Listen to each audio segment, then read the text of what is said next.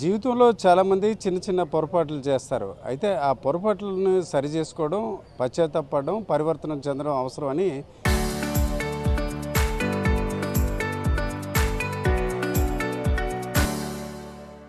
చాలా వరకు జరుగుతుంటాయి. అయితే ఆ ప్రయత్నం చేసినప్పుడు కూడా సమాజంలో వారికి అవకాశం కల్పించే పరిస్థితి చాలా తక్కువ ఉంటుంది.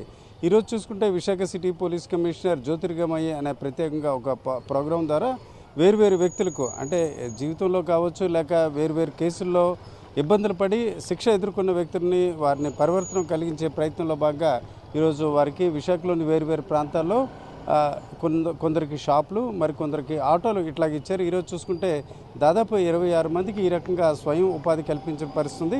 ఈ దశలో కంచరపాలెం దయానంద నగర్ కాలనీకి చెందిన వ్యక్తి కూడా ఉన్నారు. సార్ చెప్పండి, ఈరోజు మీకు ఆటో ఇచ్చినట్టుంది. అంటే దానికి ఫైనాన్స్ కొద్దిగా పే చేశారు పేమెంట్ కమిషనర్ గారు. ఆయనే పిలిచి సిడి వైపు చూడొద్దన్నారు, అంతా మంచి చేసుకోమని చెప్పారు. ఇంకా ఎలాంటి దొంగతనం వైపుగా మనసు ఎప్పుడు పెట్టుకోవద్దు, నీతిగా నిజాయితీగా బతకమని చెప్పారు సార్.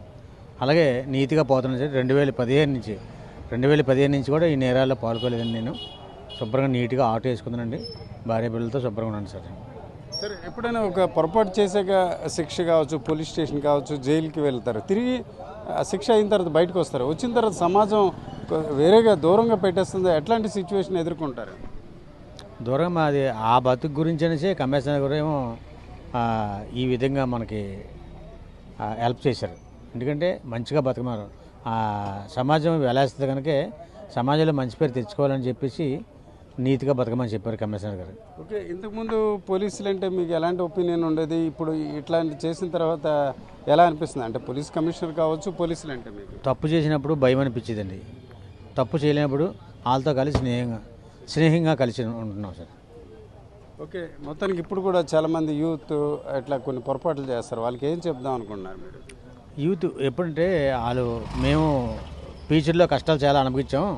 ఇలా తప్పుడు చేయడం వల్ల తప్పుడు పని చేయకుండా నీట్గా అమ్మాబావ చెప్పినట్టుగా విని వాళ్ళ మాటలు విని చదువుకొని ఏదైనా పని చేసుకొని బతకండి, కానీ చెడు వైపు అప్పుడు చూడొద్దని చెప్తాను సార్.